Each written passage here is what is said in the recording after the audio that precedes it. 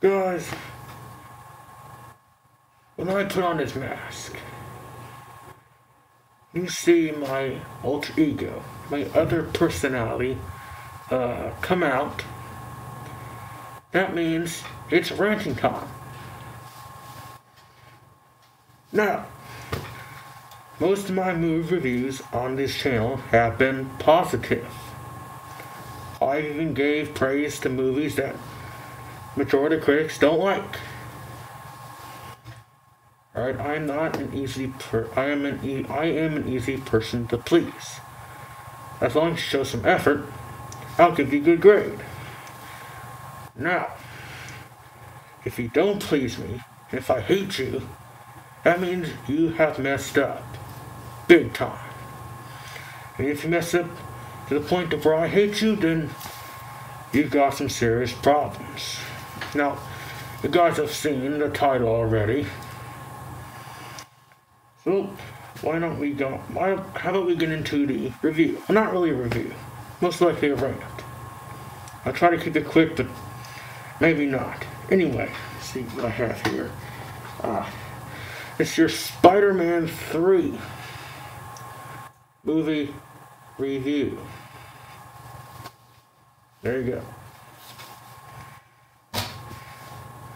Now, I hate this movie. This movie sucks. It is probably one of the worst movies that I have ever seen. I don't know if Sam Raimi was on drugs and made this movie. I don't know if Brett Ratner kidnapped him and directed this one. Did Sam Raimi see the X-Men The Last Stand? Thought it was an excellent film? I don't know. But I cannot believe what happened to the third movie. You know, the first two, over here, these movies are awesome. These movies are great. How can the third one be that terrible? I don't know. Now, I don't completely hate the third one. There are things that I do like. I want to like it. But there are things that I hate about it. Things that I hate about it keep me from liking it. So the things I do like about Spider-Man 3. 1, I like the opening theme. 2, the crane scene where Spider-Man saves Gwen Stacy. 3, the fight scenes between Harry Osborn and Peter Parker. 4, I like this fight scenes between Spider-Man and Sandman, and the angle where Sandman is Uncle Ben's killer. Number 5, I like the ending. You know, I like the beginning of the movie too. So, those are things that I like about it. Those things that Sam Raimi did well on. Now, what I don't like about it is the relationship pentagon between Tom Maguire, James Franco, Kirsten Dunst, Topher Grace, and Bryce Dallas Howard. They betrayed the characters of Peter Parker, Mary Jane, Harry Osborn, Eddie Brock, and Gwen Stacy. I don't. At first you have Peter Parker and Mary Jane. In the last movie, in Spider-Man 2, Mary Jane decided to be in a relationship with Peter Parker. She wanted to fight the risk that Peter took. However, in this movie, she kind of goes back on her word. You know, she's a singer. She sings on Broadway. She gets fired. She doesn't tell Peter Parker. She does tell her that, you know, the critics kind of got to her. They said, like, they couldn't hear her past, like, the third row. Peter said, "Oh, I heard you just fine." Well, he was in the first row. You know, and Peter Parker says, you know, with me as Spider-Man, you know, people criticize me. And I learned to deal with it. Well, of course, because you're Spider-Man, you have to deal with criticism. Mary Jane hasn't dealt with criticism. Before you came along, Spidey, she was the talk of the town. You know, school plays, operas, being the cover girl in magazines, the makeup companies. Yeah, she was the talk of the town. She doesn't know how to deal with criticism, Peter. Come on. So anyway, she keeps her firing away from Peter Parker. She does not tell him. Whatever. So then we get Harry Osborn. I don't like him. In this movie, he tries to kill Peter Parker because he thinks Peter killed his father, which you'd think someone would have told him how his father died. We'll get there. But no. So he creates a suit called the New Goblin. Paying homage to his father, the Green Goblin. And he tries to kill Peter Parker by throwing bombs at him, shooting bullets and lasers. And they get into a great fight scene. He gets amnesia. And he looks into a mirror, sees his father there, goes to his father, and kind of reminds him what he has to do to, kill Peter Parker. I didn't like it. Then we have Gwen Stacy. So she works with Peter Parker on a science project. He brings Gwen Stacy to a dinner they're supposed to have Mary Jane. And Mary Jane kind of gets jealous. She doesn't know Peter's cheating on her. And so she just bails. Yeah. That's just one scene where Mary Jane doesn't even show up at a dinner. I don't know. So, yeah. But Gwen Stacy is also dating Eddie Brock. Eddie Brock tries to frame Spider-Man so he can get a job at the Daily Bugle. Since Peter Parker is Spider-Man,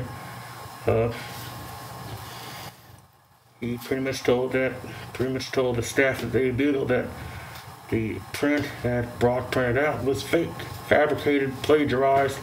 So Brock gets fired and he blames Peter Parker. And he wants to go kill him too. Ugh. So they get the whole Venom stuff. So in the movie, Peter gets the Venom. It's a black symbiote. Gets a symbiote on him, and it causes a lot of mood swings. Another thing I like about this movie is emo Peter Parker. He is funny. The scene where he's like dancing around in front of a door. I like it. He's more violent, more emotional. You really explore his emotional side in this film. They haven't done that with really the others, except for when, his uncle died or Mary Jane got kidnapped. He became emotional. But here he was like emotional to like a whole nother level. Eventually, Peter realizes that the Venom symbiote was not doing good for him. So he goes to type at church, gets the symbiote off him, and it falls on Eddie Brock. And Eddie Brock's like, cool, I'm Venom. I'm going to go kill Peter Parker. Don't care for all that type of stuff. This whole relationship Pentagon really took away from the entire film. So I didn't like that. I didn't like Harry Osborn. I don't like the butler in this movie. His name's Bernard. At the end of the movie, he tells Harry Osborn that his father killed himself with his own gilder. Not glider. He said gilder. If you watch the bloopers, he said gilder. It's just funny. So, 3 movies in, 5 years, apart from the first one, he finally tells Harry Osborn that his father killed himself. At the end of the 3rd movie, you couldn't have told him in the 2nd one, or even the 1st one. You had to tell him now. I don't know if you're trying to protect Harry Osborn, but that not telling him is not going to protect him. Come on, Bernard, come on. Are you even in the 1st movie? I don't think so. I'd fire you. Come on. Ugh. So yeah, after Bernard tells Harry Osborn that information, he realized that he was wrong. His father did kill himself, and he goes and helps Peter Parker from Venom. One thing I like was Sandman. Sandman actually killed Uncle Ben.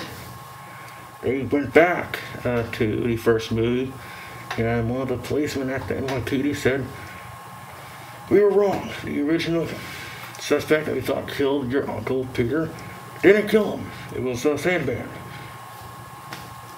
I don't know why I did that here. Again, a lot of subplots in this movie, man. I just don't like it. Sandman turned out to be Sandman, which is alright. I kind of liked it, but it puts Spider-Man in the wrong here because he killed a guy that he thought killed his uncle in the 1st movie. He threw him out the window. So that makes Spider-Man a murderer. Yeah. Yeah. So yeah. Got Mary Jane, Spider-Man, they're at odds. They're breaking up with one another, getting back together, breaking up. And Mary Jane goes, hangs out with Harry Osborn. Harry Osborn eventually kidnaps her. He hates Spider-Man, trying to kill him. And he's throwing Eddie Brock and Gwen Stacy. We got all these subplots in this movie, man. This movie just sucks. You know, I gotta give it a 5 out of 10. Other things that I do like. The opening theme, the Sandman angle, the crane scene where Spider-Man saves Gwen Stacy, the ending of the movie, emo Peter Parker. That's stuff that I liked. The whole relationship issues between Mary Jane and Peter Parker was an annoyance in this film. Harry Osborn's his anger and hatred for Peter, never understood it, don't like it. Telling Eddie Brock and Gwen Stacy, don't like that either, man. This movie just fell flat. It had potential. I could have re-edited the movie in some ways. They had too many villains in this film. Sandman, the only thing he needed to be in this movie. Same thing with Venom. You know, if he wanted to explore the whole new Goblin angle, he could have done that. But you know, I just stuck with one villain. He could have done the Lizard, but this movie didn't really need to happen in that way. So I'm giving this movie a 5 out of 10. I hate this movie. It sucks. There are things I do like about it, but I just can't like it. So, yeah, Spider-Man 3, yeah, I don't like you, you suck. It's a rarity. I hate movies on this channel, but this is one of the movies that I do hate. So, yeah, goodbye everyone.